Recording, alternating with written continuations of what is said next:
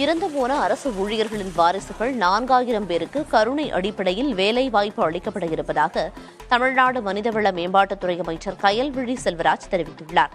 ஈரோடு மாவட்டம் பவானிசாகரில் உள்ள தமிழ்நாடு அரசின் அரசு அலுவலர் பயிற்சி மையத்தில் அமைச்சர் ஆய்வு நடத்தினார்.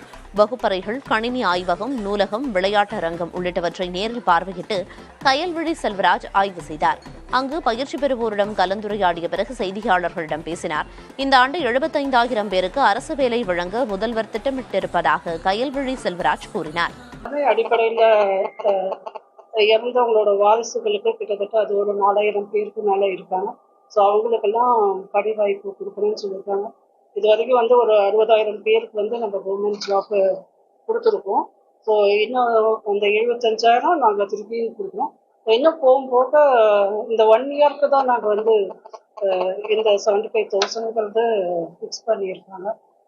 ஸோ இன்னும் தேவைக்கேற்ப அப்பப்போ காலி பணியிடங்களை பொறுத்து அந்த பணிகள் தொடர்ந்து